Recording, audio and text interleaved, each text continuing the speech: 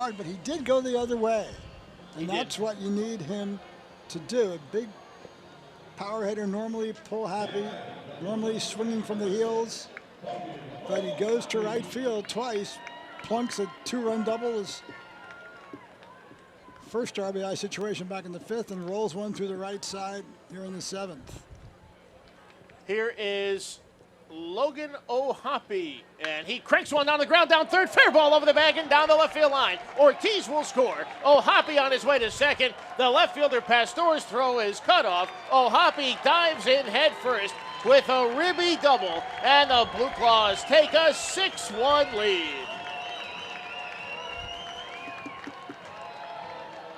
Logan the launcher with a two-run home run tonight and an RBI double.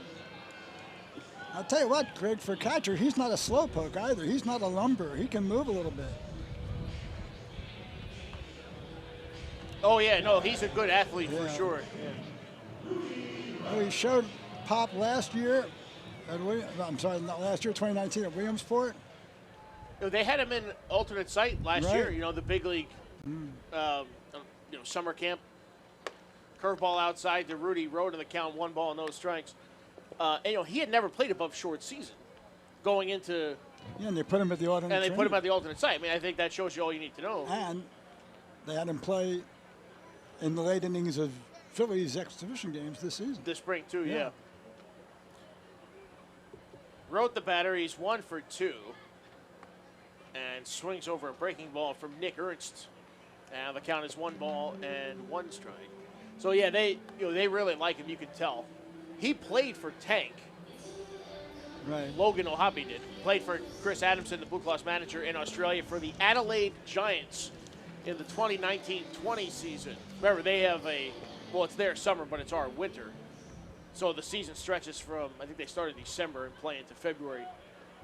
So 2019 into 2020, and then they would have been here, fastball inside, and the count is 2-1. They would have been here together with the Blue Claws last year in Low A. The season was canceled. It turns out they are reunited again this year.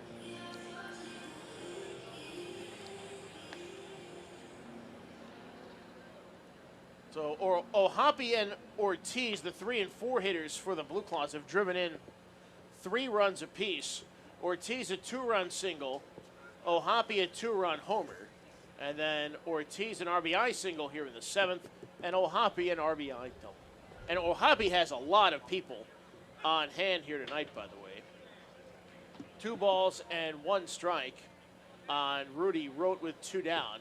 6-1 Blue Claws, bottom 7, fastball high. And the count is 3-1. Yeah, here was a game as far as the Blue Claws are concerned. Going into the bottom of the 5th inning, they were trailing 1-0. Luis Medina had been overpowering. They brought in Elvis Peguero, and he struck out the first 2 hitters he faced in the bottom of the 5th. And since then, it's been all Blue Claws. Fastball strike. I mean, look, if you're the Renegades coaching staff, their pitching coaches Gerardo Casa Diego, I don't think you can really be. No, I mean, look, they made a couple bad pitches and they get stung, but I mean, they've struck out 15 hitters in 6 2/3 innings. And Medina, That's usually good enough. Here's the 3-2 to Rote, high and inside, ball 4. Now, on the other hand, they have walked some guys. That's the 6th walk that they have allowed. So that'll bring up Cole Stobie, the left fielder, who struck out 3 times. Stobie and Keaton Greenwald, who's on deck, have struck out 3 times apiece. after the Yankees, Medina's the guy that is really your bell cow on this staff. And he certainly did not disappoint.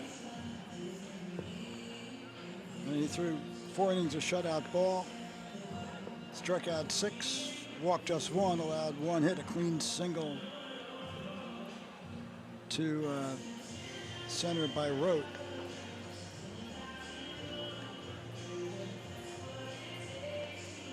Struck out 8, excuse me. Medina, I have 7. That's, Did I miscount? No, I probably miscounted. The Probably. odds are I miscounted. Let me see. 2 and 3 or 5, 7. 7. No, 8. No. Sorry, I was- 1, 2, 3, 4, 5, 6. Yeah, 8. You're right. 8-5. Yeah, they've struck out. 15. They've gotten 20 outs. 15 strikeouts. I miscounted the second time. Here's Stobie, and the first pitch is a breaking ball high. First and second for Hudson Valley. They're 2 down. We're in the bottom of the 7th inning, and the Blue Claws on opening night lead it 6-1. So what do you think? Do the Blue Claws go to, let's say they hold on and win this game, do they go to 5-15 in home openers, or are the Jersey Shore Blue Claws 1-0? I got to go with Jersey Shore Blue Claws. Fastball strike, and the count is 1-1. You know, that makes the life of the person who's in charge of the record keeping, me, That makes it a lot easier. a million times easier, because I can forget everything that happened before. That's in the history. You don't have to go back to that.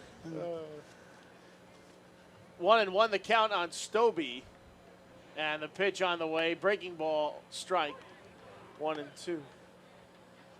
Now, So we go back to the last. So Yeah. it didn't happen the last game. That would have been too fitting. But in the last series that the Lakewood Blue Claws ever played, which, by the way, that series might need an oral history of some kind later on. In the last series the Blue Claws ever played, 1-2 to Stobie, and that's on the inside corner, strike 3. They batted out of order and cost poor Hunter Stovall a home run. Hunter Stovall. Stobie gets the golden sombrero on opening night. That is the 3rd strikeout of the inning for Ernst. But the Blue Claws extend the lead. 2 runs, 2 hits, no errors.